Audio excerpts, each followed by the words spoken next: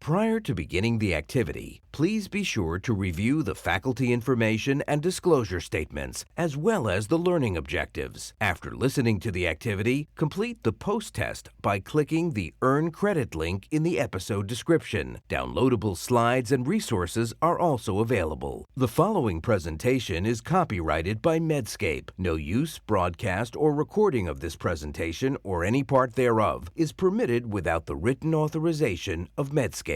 The following presentation is part of a certified educational activity provided by Medscape Education and supported by an independent educational grant from Bayer.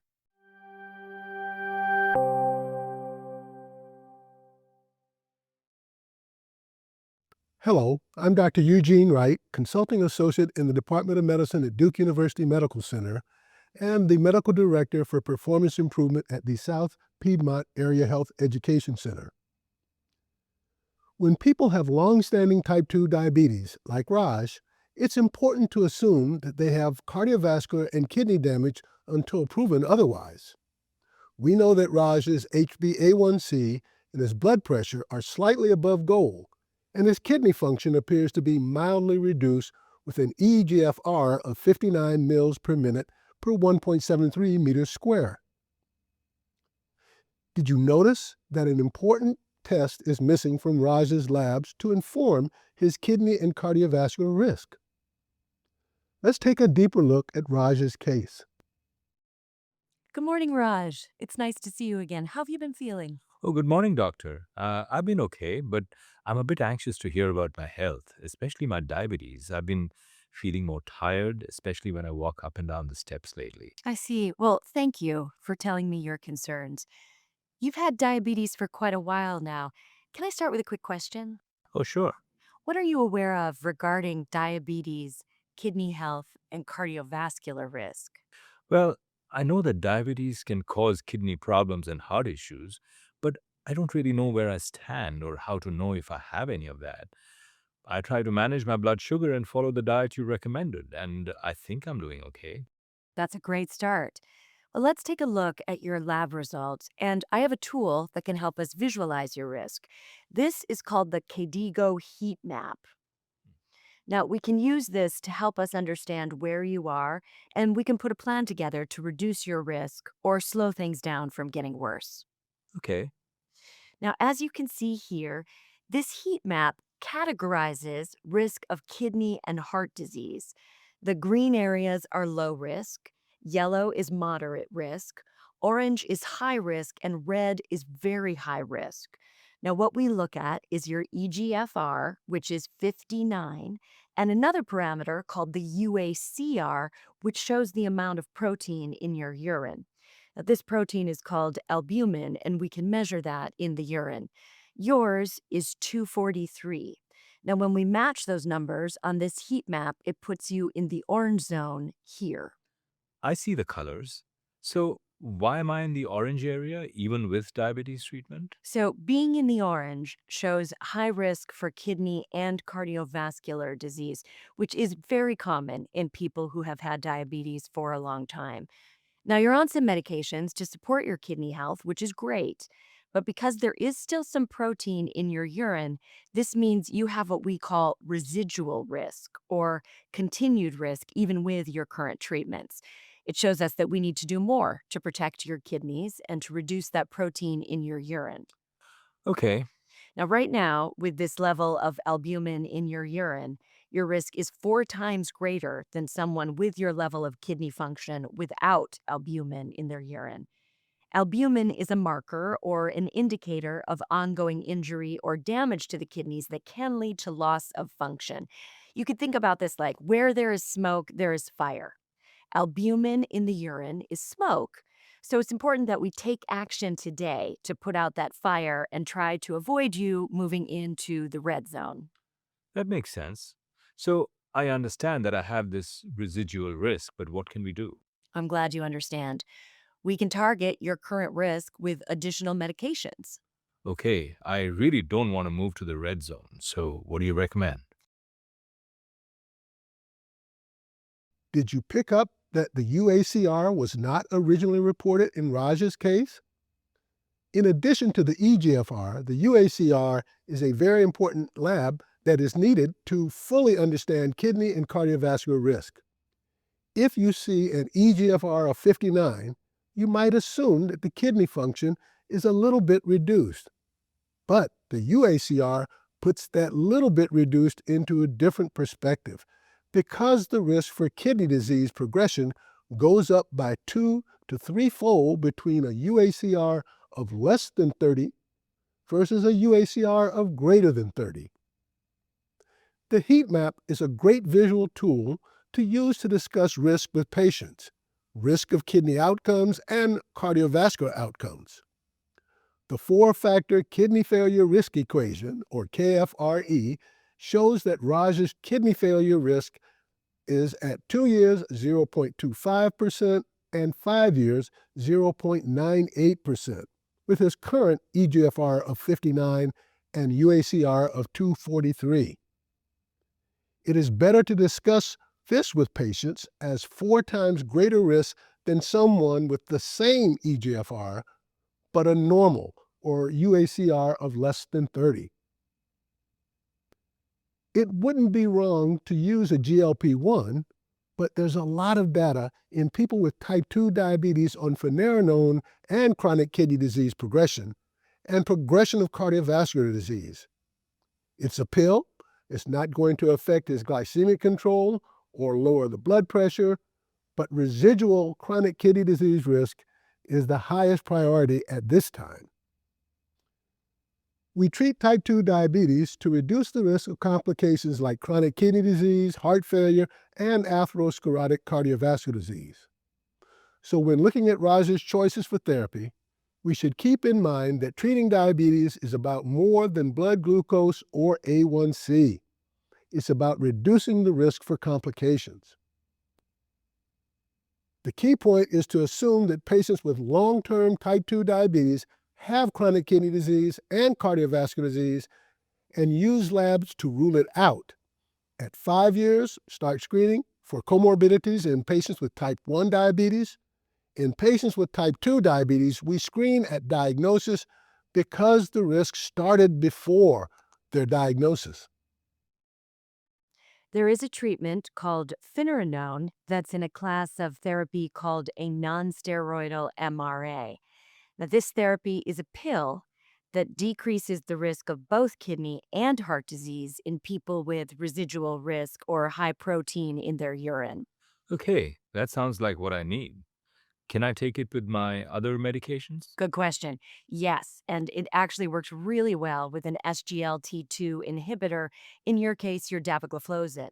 Now, both of these medicines work to reduce kidney and cardiovascular risk, but they do it in different ways, so their effects can complement each other. Okay. And what about side effects? The good news is there are not many side effects that you're going to notice. This medicine is usually well tolerated. Now, it can cause your potassium levels to increase, which is something you don't feel. So it's very important that we monitor your potassium levels while you're taking this. So we'll have you come back in about a month to check your potassium level with a blood test. Okay.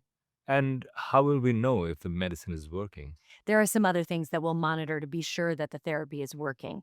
Now, you also mentioned feeling tired with activity like walking up the steps. Can you tell me a little more about that? Yeah, well, I just noticed it over the last month or two. I thought maybe my diabetes was getting worse. Sometimes it seems like my legs might be swollen, but it's hard to tell. They just feel tired. Okay, well, let me take a look.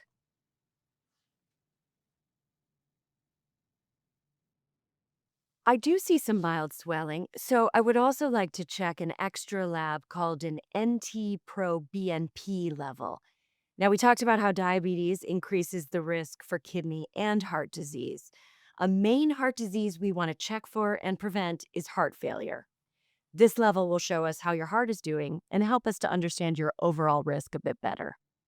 Okay. Just a brief comment on what we just saw. Raja's clinician was very astute in that she recognized that chronic kidney disease and heart failure often run hand in hand.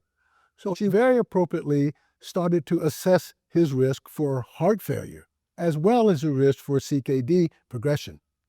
Now, we think about monitoring for CKD progression. We look at the eGFR and the UACR in 3 months when we would expect to see a significant decrease in the UACR. The treatment benefits tend to follow this, but we're also looking for improvement in cardiovascular risk.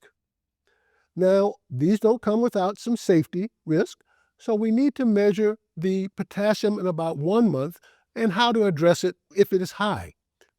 There's a very nice rule that we can use. We initiate finerenone if the potassium is less than or equal to 5 millimoles.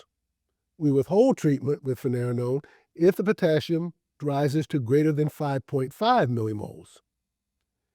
When we initiate, we also look to initiate if the eGFR is greater than or equal to 25 mils per minute per 1.73 meters squared, and the UACR is greater than or equal to 30 milligrams per gram.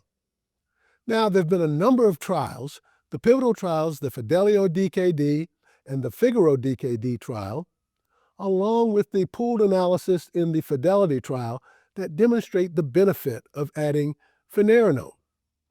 We can look for a risk reduction of about 1/5 for chronic kidney disease progression and about 1/5 for the risk of heart failure. The Fine Arts Heart Failure Trial and the Fine Heart pooled analysis recently reported out and showed significant improvement in the risk for heart failure progression. A recent meta-analysis showing that SGLT2 inhibitor use with finerenone not only decreases the risk for hyperkalemia, but also causes a significant improvement in the UACR reduction. There's also need to be aware that there's a transient dip in the eGFR that can be seen with any of these therapies, ACE inhibitor, SGLT2 inhibitor, or the non-steroidal MRAs. Now, the heart failure and the need to measure the NT-proBNP and follow up with an echocardiogram if the NT-proBNP is elevated. It's important to know that patients with diabetes, particularly long-standing diabetes, are at risk for heart failure. By definition, having type 2 diabetes puts you at stage A heart failure. You do the NT-proBNP and subsequent echo to determine if they have moved on to a higher stage, stage B or stage C. So 1 month after starting finerenone, Raj had his potassium level measured and it was 5.2. The nurse called him to tell him the results. She went over some dietary adjustments to help avoid any further increase in potassium. Raj reported feeling better overall and feeling less tired when climbing upstairs.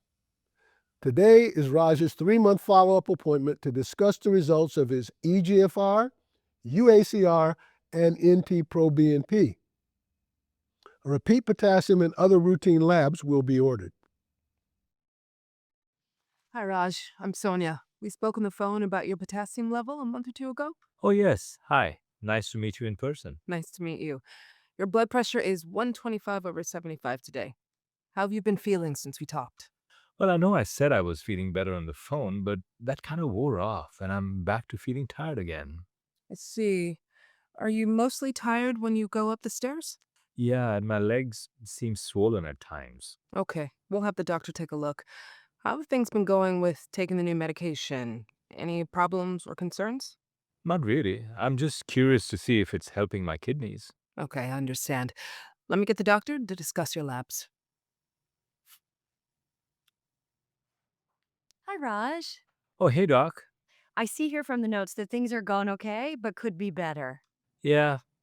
Well, the good news is the new medicine, finerenone, is helping to protect your kidneys. Your eGFR went up, and the albumin in your urine went down to about 160, which is great and what we would expect. This drop in albuminuria is beneficial or protective to the kidney. Oh, great. I'm relieved to hear that. Now, I do see your potassium is creeping up a bit from 5.2 to 5.4 today. I'm not overly concerned, but we do need to watch it. Now, have you been avoiding foods that are high in potassium like Sonia suggested? Oh, yes. I haven't touched a banana or spinach in a month. Okay, good. Well, we should continue to watch your potassium as we do have options beyond just avoidance of certain foods to help lower your potassium if that becomes necessary. Okay. Now, I am concerned about a few of your other labs, though. Your hemoglobin A1C went up a little bit to 7.3%, and your NT-proBNP level is also high, which shows that there is some level of heart failure occurring that may be contributing to your swelling and fatigue. Wow, that sounds bad. Now, it is concerning, but remember, with having diabetes for 15 years, kidney and heart conditions are common. Now, I believe we're catching the heart failure early. And again, the good news is we have ways of managing it. I just want to feel healthy again, Doc. I completely understand, and I want to do everything I can to get you there. Now, let's talk about your options to help reduce your blood sugar and some further testing to understand that heart failure a little bit better. Sure. Yeah. Now, we've seen that Raj has come back for his follow-up visit, and he spent some time talking with the nurse. It's very important to think about many other members of the care team can be very important in gathering data. We know that talking to patients, sometimes they feel more comfortable talking to other members of the care team, like the nurse, about their symptoms. And they're likely to report honestly things to the nurse that they might not remember to bring up to the physician. Now, the KDIGO guidelines recommend adding an GLP-1 receptor agonist for additional glucose control after metformin and an SGLT2 inhibitor in these patients. And the GLP-1 receptor agonist effects on glucose and weight loss are high. The effects on kidney failure and kidney function and heart failure risk can also be noted. The use of a long-acting or weekly injection of a GLP-1 can be beneficial, but they do carry the risk of some gastrointestinal side effects. Getting an echo to diagnose heart failure is essential, particularly in those patients that have an elevated NT-proBNP. So in summary, we have a patient who comes in with long-standing type 2 diabetes, early signs of chronic kidney disease, early signs of cardiovascular disease, i.e. heart failure, with not too bad glycemic control, who is now presenting for additional therapy and to reduce his risk for progression of both chronic kidney disease and heart disease. Using finerenone or nonsteroidal MRA in these patients early, in combination with an SGLT2 and an ACE inhibitor or an angiotensin receptor blocker, really helps to focus on minimizing his risk for both progression of chronic kidney disease and cardiovascular disease.